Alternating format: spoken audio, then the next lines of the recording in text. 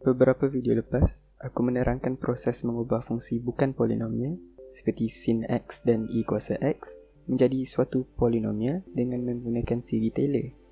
Hari ini aku nak cuba melaksanakan yang berlawanan pula. Sebarang fungsi antara dua had mampu ditulis dengan hanya hasil tambah fungsi-fungsi sinus dan kosinus. Waktu aku pertama kali didedahkan dengan fakta ni, aku keliru juga. Macam mana fungsi yang berulang alik seperti sinus dan kosinus boleh ditambah-tambah membentuk fungsi lain?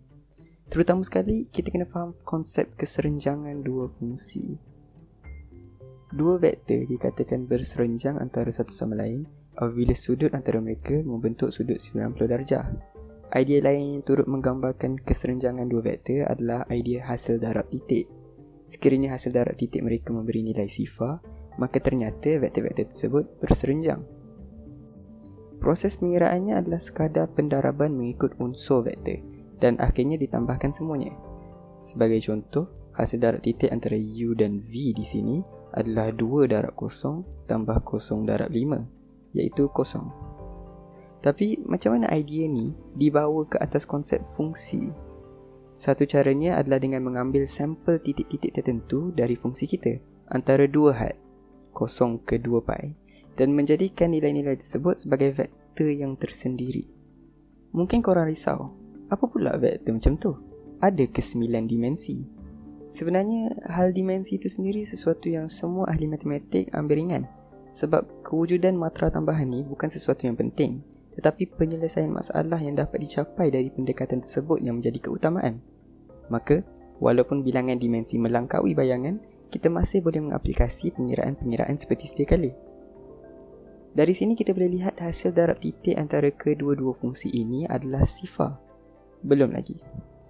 Kena ingat fungsi-fungsi tersebut tidaklah didefinisikan oleh hanya beberapa titik tertentu. Malah, ianya merupakan garisan nilai yang berterusan antara satu had ke had yang lain.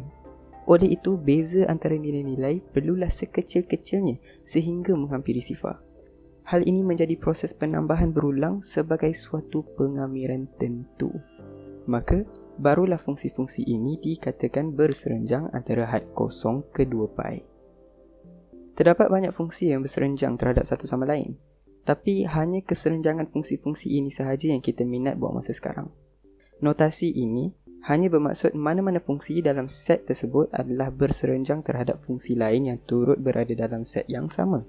Sebagai contoh, kedua-dua fungsi cos x dan cos 3x berada dalam set cos nx. Bermakna mereka berserenjang dengan satu sama lain. Namun, sekiranya kita melaksanakan pengamiran yang sama kepada fungsi yang sama, kita mendapati hasilnya bukan lagi sifar. Fakta ni beranalog dengan mencari hasil darab titik antara dua vektor yang sama. Ciri ini yang secara khususnya menjadi kunci untuk siri Fourier kita. Memandangkan maklumat kita adalah untuk mengubah fungsi polinomial menjadi suatu siri yang hanya terdiri dari fungsi-fungsi sinus dan kosinus, maka formula am kita adalah hasil tambah an cos nx dengan bn sin nx, di mana an dan bn di sini merujuk kepada perkali yang memberitahu kita berapa banyak fungsi sinus dan kosinus tersebut menyumbang kepada pembentukan fungsi akhir. Di sini aku ambil fungsi sin x sebagai contoh. Kita boleh nampak hanya nilai b1 sahaja yang memberi sumbangan kepada fungsi sin x. Begitu juga perkali a3 bagi fungsi cos 3x. Persoalannya sekarang, macam mana kita nak cari nilai-nilai an dan bn bagi sebarang fungsi? Di sini kita akan mengaplikasikan konsep keserenjangan fungsi yang kita dah pelajari tadi. Dari formula asal, kita boleh darabkan persamaan kiri dan kanan dengan cos mx, di mana m adalah integer yang menjadi perhatian. Kemudian kita boleh kamirkan kiri dan kanan dari had kosong ke 2 pi, sebab kita nak guna sifat keserenjangan fungsi kosinus dan sinus ni. Dari sini kita dah boleh nampak satu corak. Bahagian ni akan mansuh menjadi sifar apabila n tak sama dengan m.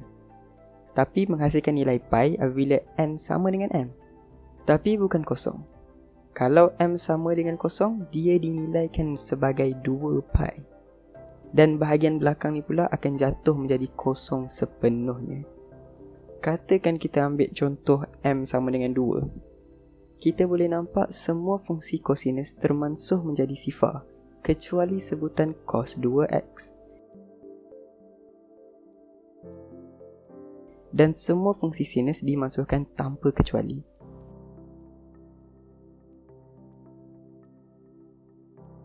Tak dilupakan fungsi cos 0x juga dimasukkan. Dari situ kita boleh menilaikan A2 dengan mengira hasil kamiran yang tinggal. Secara umum, sebarang perkali AN boleh ditemui menggunakan kaedah yang sama, kecuali A0. Hasil kamiran bagi A0 adalah 2π, bukan pi. Perkali-perkali BN juga diperoleh dengan proses yang sama. B0 tak ada pengkhususan sebab sin 0x adalah kosong. Seperti siri Taylor juga, siri Fourier ni dapat meningkatkan penghampirannya dengan bertambahnya bilangan ulangan atau iterasi. Maknanya fungsi rawak seperti negatif x per 5 x tolak 5 merupakan majmukan semua fungsi sinus dan kosinus sehingga ke tak terhinggaan. Jom kita tengok macam mana siri Fourier dapat menghampiri fungsi tersebut dengan meningkatkan bilangan sebutan kosinus dan sinus yang terlibat.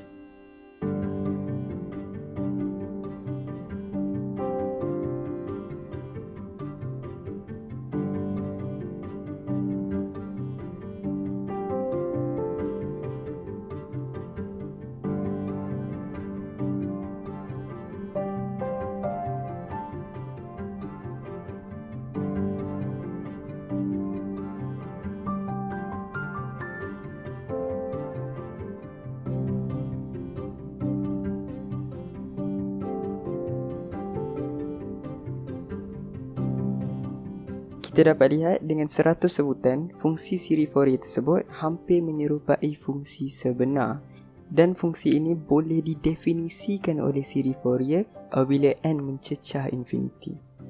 Kita dah nampak formula bagi perkali AN dan BN. Namun selalunya kita tak berminat dengan had kosong ke 2π. Oleh itu, formula tersebut boleh diumumkan kepada sebarang had yang dikehendaki dengan mengolah sedikit fungsi kosinus dan sinus tersebut. Formula yang baru ni mengambil had kosong ke 2L, di mana L merupakan panjang julat fungsi yang menjadi tumpuan kita. Cuba kita ambil langkah ke belakang dan ingat semula apa yang kita dah pelajari. Kita tahu siri Fourier ni merupakan hasil tambah fungsi-fungsi sinus dan kosinus. Mungkin ada cara untuk menjadikan keadaan ini lebih am sehingga ke ruang nombor kompleks. Saat ini mungkin dah ada yang dapat lihat kaitan yang ingin aku bawakan. Bagi yang tak fasih dengan istilah serta konsep nombor kompleks, aku ada buat video pengenalan kepada nombor kompleks dengan mendahulukan persoalan kepada punca kuasa bagi nombor kompleks. Dalam video tersebut, aku sertakan satu teorem, iaitu formula Euler. Nombor kompleks dikatakan mempunyai kembarnya tersendiri yang dinamakan conjugate nombor kompleks, Z bintang, di mana bahagian nyatanya sama tetapi bahagian khayalannya didarabkan negatif 1. Dari dua persamaan ini kita boleh ungkapkan fungsi kosinus dan sinus hanya dalam sebutan nombor kompleks dan konjugatnya. Maka siri Fourier kita sebenarnya boleh ditulis dengan hanya notasi nombor kompleks sahaja. Namun itu aku serahkan kepada korang untuk terokai sendiri. Jadikan sifat ingin tahu sebagai pimpinan korang. Kalau tersangkut, jangan malu untuk bertanya di ruangan komen. Itu sahaja yang aku nak sampaikan dalam video ni. Aku harap bermanfaat walaupun sikit. Kalau sudi, kongsikan video ni dengan rakan-rakan yang anda rasa perlukan bantuan memahami tajuk ni. Kalau mampu, boleh berikan sumbangan anda ke saluran Patreon aku, di mana penyumbang akan dapat tontonan awal video-video akan datang. Pautan ada di bahagian keterangan, sebelah butang ibu jari. Sekian, terima kasih.